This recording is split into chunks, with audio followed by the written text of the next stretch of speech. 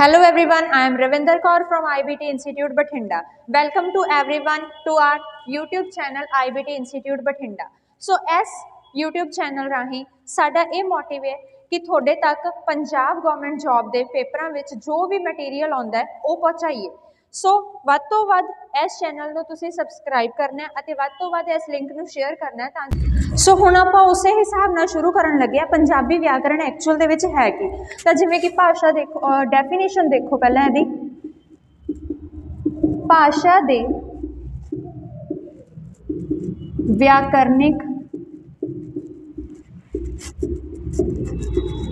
नियमां नूं व्याकरण कहते हैं। तो इस लाइन तो इस डेफिनेशन तो क्लीयर होंदा है कि जेकर तुसी कोई भी भाषा बोलनी है तो वह किसी नियमां दे विच बज के बोली जाऊगी, कुछ रूल्स एंड रेगूलेशनस होणगे उहदे जिस हिसाब नाल तुसी एक भाषा नूं बोलोगे। तो इस हिसाब नाल कहांगे असीं भाषा दे व्याकरणिक नियमां नूं एक नियमां दे विच बज के किसी भाषा नूं बोलण दे लहजे नूं तरीके नूं की कहांगे असीं व्याकरण। फॉर एग्जाम्पल मैं कहना है यह पेन मैनू दे दिओ, यह पेन मैनू दे दिओ। तो मैं इस सिस्टम नूं इस लाइन नूं इक्को लहजे दे नाल बोलूँगी, इक्को सीक्वेंस विच बोलूँगी। यह सब तो पहला ही आऊगा, फिर वो सबजैक्ट आऊगा कि जिहड़ी चीज़ मैनू देनी है, फिर वो स्टैप आऊगा जिहड़ी विच असीं किसी चीज़ नूं मंग रहे हैं। ठीक है, तो यह पेन मैनू दे दिओ ये की एक तरह का व्याकरणिक नियम है जिहदे विच किसी भी भाषा नूं किसी पंजाबी भाषा नूं मैं एग्जाम्पल के थ्रू बोल दिता। तो यह हुई अपनी व्याकरणिक लहजे के नाल भाषा के व्याकरणिक नियमों की डेफिनेशन। दूसरा क्वेश्चन आता है कि पंजाबी व्याकरण व्याकरण के एक्चुअल दे भाग किन्ने है? तो व्याकरण के 4 भाग ने। व्याकरण के 4 भाग ने जिहदे विचों पहला भाग है धुनीबोध। मतलब किसी भी भाषा को बोलने लई पहला सानू निक्कियां निक्कियां धुनियां चाहिए, साउंड्स चाहिए। उन्हां साउंड्स तो की बननगे निक्के निक्के शब्द बननगे जिन्हों असीं कहांगे शब्दबोध। उन्हां शब्दां दा कुछ अर्थ होना चाहिए जां उन्हां शब्दां तो कुछ वाक बननगे तां असीं कहांगे वाकबोध। उस वाक का उस सेंटेंस का कुछ अर्थ होना चाहिए जिन्हों असीं कहांगे चौथे भाग दे विच अर्थबोध। ठीक है जी। फॉर एग्जाम्पल जिमें आ, ए, ई, ऊ ये सारिया की ने साउंड्स ने, धुनियां ने। इन्हां धुनियां नूं जदों मैं किसी शब्द के रूप में लिखता तो वह की बन गया शब्द बन गया।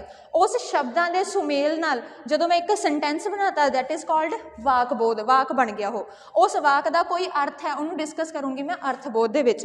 बेसिकली जे गल करिए तो अर्थबोध दे विच असीं समानार्थक शब्द, मुहावरे, लकोक्तियां, अखौतां ये सारा पोर्शन कवर करते हैं। ठीक है जी। सो नैक्सट आपां गल करते हैं भाषा। हुणे आपां पिछली डेफिनेशन दे विच लिखिया कि भाषा दे व्याकरणिक नियमां नूं व्याकरण कहंदे आ। हुण एक्चुअल दे विच भाषा की हुंदी है? भाषा हुंदी है लैंगुएज। कोई भी लैंगुएज हो सकती है, वो लैंगुएज जिहदे नाल तुसीं अपने मन दीयां फीलिंग्स नूं दूसरे परसन अगे एक्सप्रैस कर रहे हो उसनूं असीं कहांगे भाषा। तां भाषा दी डेफिनेशन मन दे भावां नूं प्रगटाउण दा साधन। कोई भी इहो जी लैंगुएज जिस नाल तुसी अपने सामने वाले परसन नूं अपने मन दीयां फीलिंग्स जाहिर कर रहे हो दैट इज़ कॉल्ड भाषा। हुण मैं अपने मन दीयां फीलिंग्स नूं अपने मन दे विच जो मेरे अंदर नॉलेज है मैं वो थोड़े अगे रख रही हैं। मैं किसी लहजे दे विच या किसी भाषा दे विच गल कर रही हैं। मैं किहड़ी भाषा च गल कर रही हूँ? पंजाबी। तो पंजाबी की होगी एक तरह की भाषा जिस नाल मैं अपनी फीलिंग्स नूं थोड़े अगे एक्सप्रैस कर रही हैं। हुण यह फीलिंग नूं एक्सप्रैस करन दे 2 ढंग हो सकते हैं। ठीक है, भाषा या बोली नूं एक्सप्रैस करन दे 2 ढंग हो सकते हैं। 2 ढंग किहड़े है? लिखती बोली। पहली गल यह कि बोली ते भाषा दोनों सेम चीज़ां हुंदियां। ठीक है जी। ते दूजी अपनी हैगी है बोल चाल दी बोली।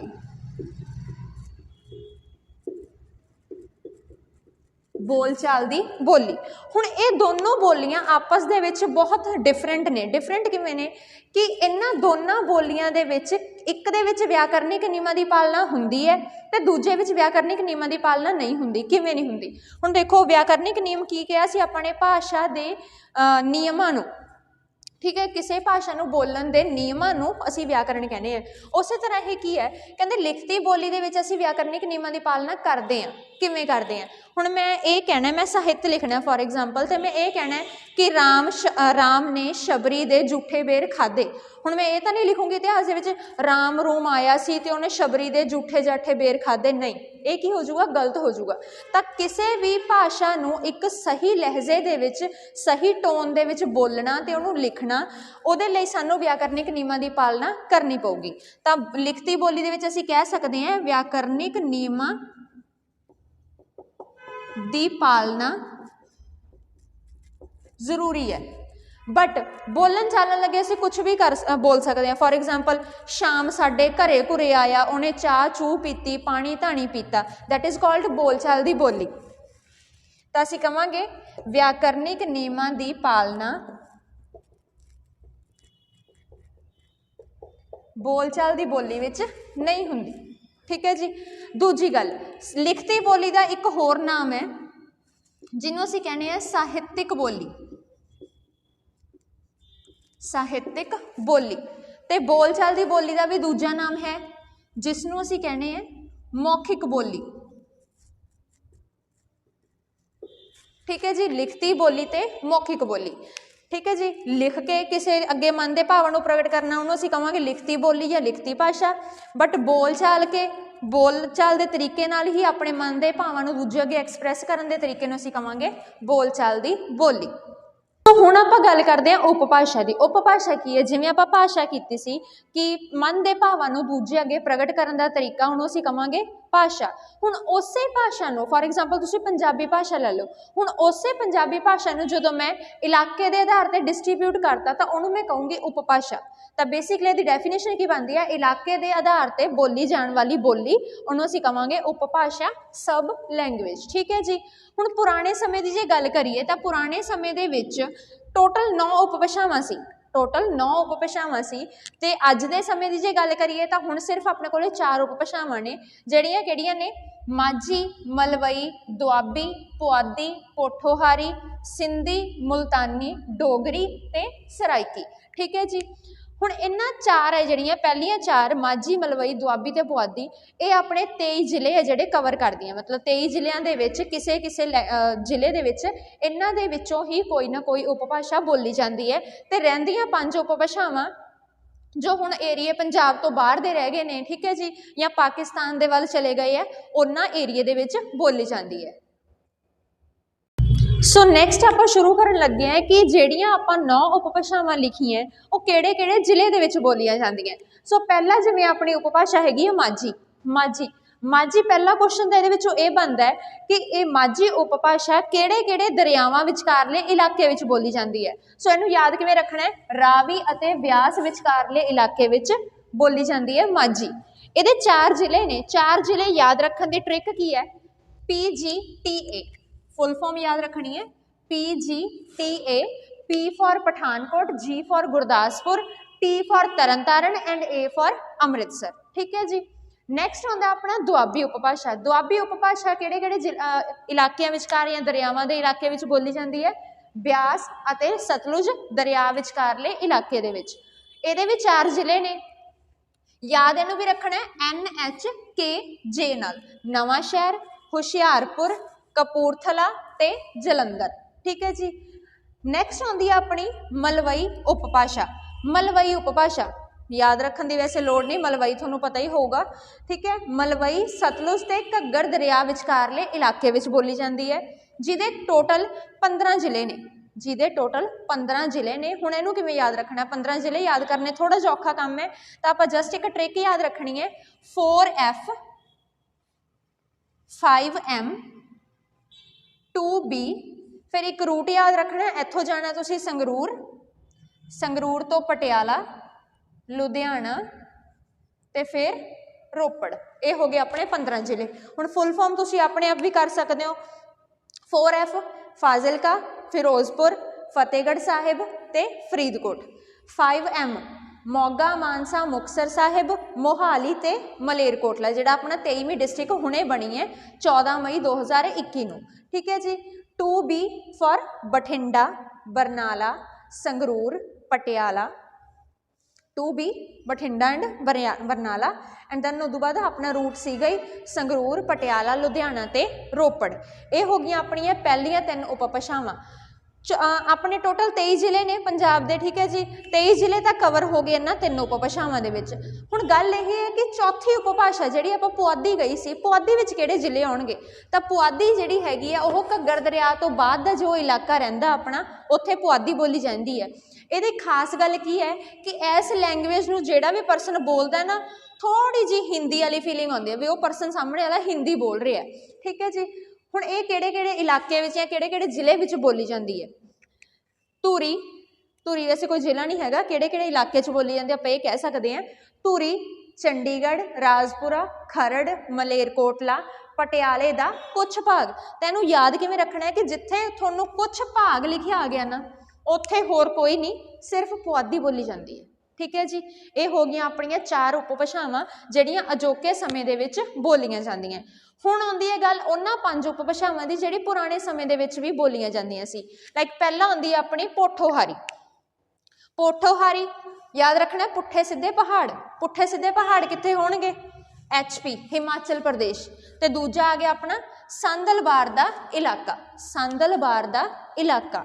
ठीक है जी। डोगरी, डोगर एक कास्ट भी हुंदी है ते ठीक है। ये बोली कित्थे जांदी है? ये बोली जांदी है जम्मू एंड कश्मीर दे विच। तीजी अपनी आउंदी है मुल्तानी। मुल्तानी नो डाउट नाम तो ही क्लीयर है, मुल्तानी कित्थे बोली जाती होगी? पाकिस्तान दे मुल्तान जिले, मुल्तान दे विच। 8वीं आउंदी अपनी सराइकी। सराइकी उपभाषा जिहड़ी बोली जाती है वह पाकिस्तान का एक बलोचिस्तान नाम का शहर है या कह लो इलाका है, उत्थे बोली जाती है सराइकी उपभाषा। Last but not the least वो आउंदी अपनी सिंधी। सिंधी जिहड़ी उपभाषा वो सिंध प्रांत के इलाके विच बोली जाती है, गुजरांवाला इलाका विच बोली जाती है, झंग दे विच बोली जाती है जिन्हों हीर दा पिंड कह देंगे है, ते सियालकोट दे विच बोली जाती है। ठीक है जी। गुजरांवाला नाल क्वेश्चन एक ये आउंदा हुंदा है कि गुजरांवाला इलाका दे विच मशहूर चीज़ की हुई सी, तां इह बर्थ प्लेस है महाराजा रणजीत सिंह दा। ठीक है जी। सो हुण आपां गल करदे हैं लिपि दी। इदों पहलां आपां उपभाषावां दी गल कर चुके हैं, इदों हुण आपां गल करांगे लिपि दी। लिपि दा मतलब की है? लिपि हुंदी है स्क्रिप्ट। लिपि हुंदी है स्क्रिप्ट। स्क्रिप्ट की हुंदी है? वे ऑफ राइटिंग, लिखण दा ढंग। हुण किसी भी चीज़ तुसीं लिखना है, लिखण दे लई तुहानूं चिन्ह चाहिए। चिन्ह इन द सेंस कि ऊड़ा आड़ा ईड़ी सिहारी बिहारी लगा मात्रावां सारियां। ठीक है। तां असीं कह सकते हैं ओह चिन्ह जो भाषा नूं लिखण च सहायक होण, ओह चिन्ह जो भाषा नूं लिखण विच सहायक होण, उहनूं असीं कहांगे लिपि। ठीक है जी। हुण इत्थे क्वेश्चन है कि पंजाबी दी लिपि का नाम की है? पंजाबी विच किहड़ी लिपि वरती जाती है? तो पंजाबी विच जो लिपि वरती जाती है वह वरती जाती है गुरमुखी लिपि। उस तरह हिंदी की लिपि का नाम है देवनागरी लिपि। हिंदी की लिपि का नाम है देवनागरी। अंग्रेजी या इंग्लिश की लिपि का नाम है रोमन। उस तरह पाकिस्तान दे विच पंजाबी की किहड़ी लिपि की वरतों की जाती है? पंजाबी की वरतों की जाती है शाहमुखी। पंजाब दे विच पंजाबी की गुरमुखी, हिंदी की देवनागरी, इंग्लिश की रोमन, तो उस तरह पाकिस्तान दे विच शाहमुखी। ठीक है जी। हुण इत्थों क्वेश्चन एक होर है कि गुरमुखी लिपि के पिता किसनों कहा जाता है? गुरमुखी लिपि के पितामह किसनों कहा जाता है? फादर ऑफ गुरमुखी लिपि। तो गुरमुखी लिपि के पिता ने श्री गुरु अंगद देव जी, सिखां दे दूजे गुरु श्री गुरु अंगद देव जी। बेसिकली आप ये भी कह सकते हैं कि गुरु नानक देव जी के टाइम भी पंजाबी भाषा का विकास होना शुरू हो चुका सी, बट उदों जो दबदबा सी वो संस्कृत लैंगुएज का सीगा, संस्कृत भाषा का सी। ठीक है जी। संस्कृत भाषा तो बाद जो गुरु अंगद देव जी ने डेवलप की है वो की है गुरमुखी लिपि। तो गुरमुखी लिपि के पिता एक्चुअल दे विच मन्निया जाता है श्री गुरु अंगद देव जी नूं। दूजा क्वेश्चन मेन बनता है कि गुरमुखी लिपि, ठीक है, पंजाबी दी गुरमुखी लिपि का विकास किहड़ी लिपि तो होया? तो पंजाबी दी गुरमुखी लिपि का विकास ब्रह्मी लिपि तो होया। याद रखना है, जे भाषा पूछी है तो संस्कृत भाषा है, जे लिपि पूछी है तो ब्रह्मी लिपि है। ਉਸੇ ਤਰ੍ਹਾਂ ਆ ਦੇਖੋ ਕੁਐਸਚਨ ਕਿ ਪੰਜਾਬੀ ਭਾਸ਼ਾ ਦਾ ਵਿਕਾਸ ਕਿਹੜੀ ਭਾਸ਼ਾ ਤੋਂ ਹੋਇਆ, ਤਾਂ ਪੰਜਾਬੀ ਭਾਸ਼ਾ ਦਾ ਜੇ ਵਿਕਾਸ ਪੁੱਛਿਆ ਤਾਂ ਉਹ ਸੰਸਕ੍ਰਿਤ ਭਾਸ਼ਾ ਤੋਂ ਕਹਿਣਾ ਤੁਸੀਂ, ਸੰਸਕ੍ਰਿਤ ਭਾਸ਼ਾ ਤੋਂ ਹੋਇਆ ਹੈ। ਠੀਕ ਹੈ ਜੀ। ਹੁਣ ਇਹ ਦੱਸੋ ਕਿ ਭਾਸ਼ਾ ਐਕਚੁਅਲ ਦੇ ਵਿੱਚ ਕਿੱਥੋਂ ਗ੍ਰਹਿਣ ਕੀਤੀ ਜਾਂਦੀ ਹੈ, ਮਾਂ ਤੋਂ, ਸਕੂਲ ਤੋਂ, ਸਮਾਜ ਤੋਂ ਜਾਂ ਸੰਸਾਰ ਤੋਂ। ਤਾਂ ਭਾਸ਼ਾ ਨੂੰ ਜੇ ਅਸੀਂ ਮੰਨੀਏ ਤਾਂ ਇਹ ਗ੍ਰਹਿਣ ਕੀਤੀ ਜਾਂਦੀ ਹੈ ਸੰਸਾਰ ਤੋਂ। ਕਿਉਂ? ਫॉर एग्जांपल ਮਾਂ ਲਓ, ਮਾਂ ਤੋਂ ਤੁਸੀਂ ਕਿਹੜੀ ਭਾਸ਼ਾ ਸਿੱਖ ਸਕਦੇ ਹੋ? ਮਾਂ ਤੋਂ ਸਿਰਫ ਉਹੀ ਭਾਸ਼ਾ ਸਿੱਖ ਸਕਦੇ ਹੋ ਜਿਹੜੀ ਮਾਂ ਨੂੰ ਆਉਂਦੀ ਹੈ। ਠੀਕ ਹੈ। ਤਾਂ ਭਾਸ਼ਾ ਜੇ ਤੁਸੀਂ ਸਿੱਖਣੀ ਹੈ ਤਾਂ ਸਿਰਫ ਤੁਸੀਂ ਆਪਣੀ ਮਾਂ ਤੋਂ ਇੱਕ ਭਾਸ਼ਾ ਸਿੱਖ ਸਕਦੇ ਹੋ। ਫॉर एग्जांपल ਤੁਹਾਡੇ ਮਦਰ ਪੰਜਾਬੀ ਬੋਲਦੇ ਤਾਂ ਤੁਸੀਂ ਪੰਜਾਬੀ ਸਿੱਖ ਸਕਦੇ ਹੋ, ਹਿੰਦੀ ਬੋਲਦੇ ਤਾਂ ਹਿੰਦੀ ਸਿੱਖ ਸਕਦੇ ਹੋ। ਦੂਸਰਾ ਸਕੂਲ, ਸਕੂਲ ਤੋਂ ਵੀ ਨਹੀਂ, ਸਕੂਲ ਵੀ ਕੀ ਹੈ ਆਪਣੇ ਏਰੀਏ ਦੇ ਆਸੇ ਪਾਸੇ ਸਕੂਲ 'ਚ ਹੀ ਲੱਗਾਂਗੇ ਆਪਾਂ, ਤੇ ਉਹ ਵਾਲਾ ਸਕੂਲ ਵੀ ਸਾਨੂੰ 2 ਜਾਂ ਵੱਧ ਤੋਂ ਵੱਧ 3 ਭਾਸ਼ਾਵਾਂ ਸਿਖਾ ਸਕਦਾ ਹੈ, ਹਿੰਦੀ, ਇੰਗਲਿਸ਼ ਤੇ ਪੰਜਾਬੀ। ਤੀਸਰਾ ਆ ਗਿਆ ਸਮਾਜ ਤੋਂ। ਸਮਾਜ ਕੀ ਹੁੰਦਾ? ਸਾਡੀ ਸੁਸਾਇਟੀ, ਸਾਡੇ ਆਲੇ ਦੁਆਲੇ ਦੇ ਘਰ, ਆਸੇ ਪਾਸੇ ਦਾ ਏਰੀਆ। ਹੁਣ ਆਸੇ ਪਾਸੇ ਦਾ ਏਰੀਆ ਵੀ, ਉੱਥੋਂ ਵੀ ਅਸੀਂ ਕਿਹੜੀ ਭਾਸ਼ਾ ਸਿੱਖ ਸਕਦੇ ਹਾਂ? ਸਿਰਫ ਇੱਕ ਭਾਸ਼ਾ ਜਿਹੜੀ ਉਹ ਖੁਦ ਬੋਲਦੇ ਆ। ਚੌਥੀ ਗੱਲ ਆਉਂਦੀ ਹੈ ਸੰਸਾਰ ਤੋਂ। ਤਾਂ ਸੰਸਾਰ ਕੀ ਹੈ? ਸਭ ਤੋਂ ਵੱਡੀ ਇਕਾਈ ਹੈ ਜਿੱਥੋਂ ਅਸੀਂ ਮੈਕਸੀਮਮ ਉਪਭਾਸ਼ਾ, ਮੈਕਸੀਮਮ ਲਿਪੀ ਜਾਂ ਮੈਕਸੀਮਮ ਭਾਸ਼ਾ ਸਿੱਖ ਸਕਦੇ ਹਾਂ। ਠੀਕ ਹੈ ਜੀ।